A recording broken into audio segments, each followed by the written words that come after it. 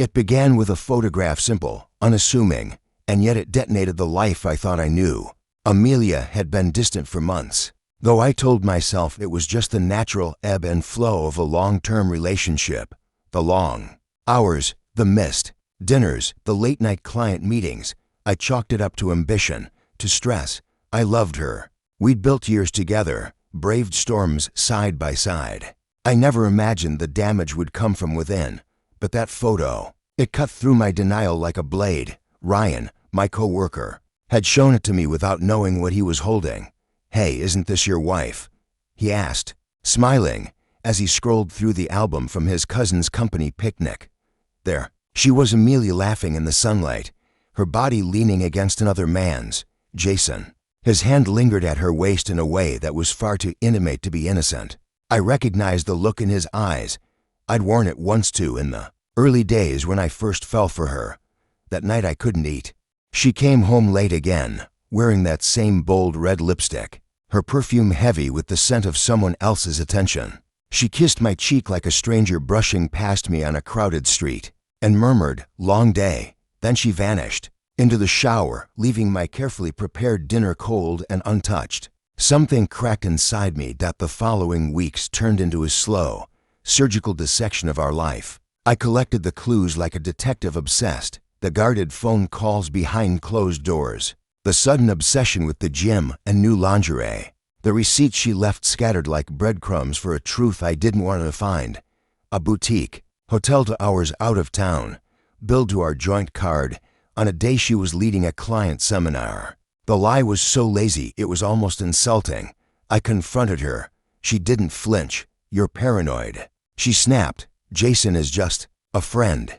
There was no guilt in her voice, no hint of remorse, just annoyance, like I was a child interrupting her grown-up life. That's when I saw it. The woman I loved was already gone, replaced by someone colder, sharper, unfamiliar. I could have walked away then.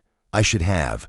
But humiliation has a way of igniting something darker. It wasn't about saving our marriage anymore. It was about reclaiming myself from the wreckage she left behind. When her company announced their annual gala glittering evening, where spouses were expected, but rarely welcome, I saw my chance.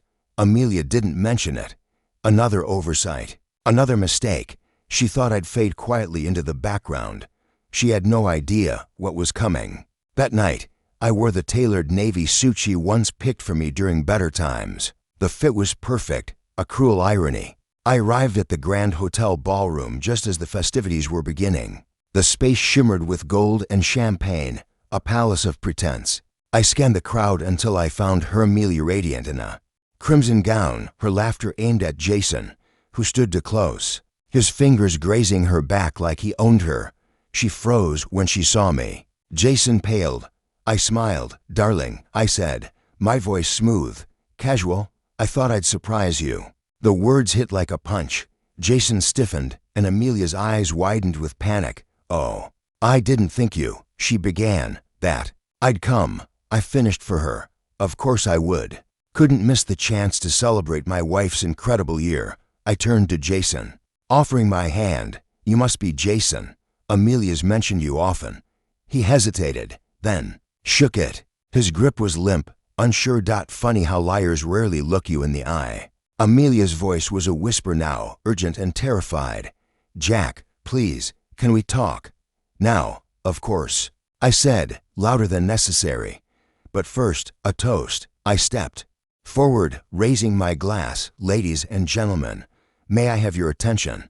The room fell quiet, polite curiosity replacing the hum of conversation. Amelia gripped my arm so hard I felt her nails through the fabric.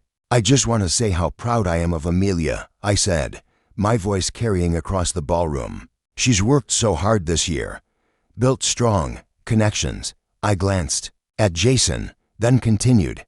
"So here's to trust, to loyalty, and to the colleagues who really go above and beyond." The crowd laughed nervously. Amelia's boss, Margaret, looked puzzled, then concerned. The tension was palpable. I reached into my pocket and pulled out my phone, linking it to the screen behind the stage with a quick flick.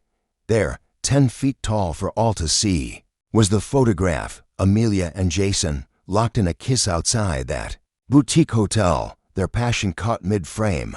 Gasps filled the room, like breaking glass. Jason looked as though the air had been punched from his lungs. Amelia took a half step back, her face drained of color. I apologize for the interruption, I said coolly, but I thought transparency might be appreciated. After all, teamwork is everything. Jason tried to lunge toward me, but to nearby. Men held him back. You bastard. He spat. You're ruining her life. Oh no, I replied, my voice like ice. You've done that yourselves. Margaret stepped forward, face like thunder. Jason, Amelia. My office, now. They followed her, cornered and disgraced. I didn't need to see what happened next. The damage was done. The fallout came fast and fierce. Jason was fired within a week, his breach of policy to public. Too messy to ignore. Amelia was quietly demoted.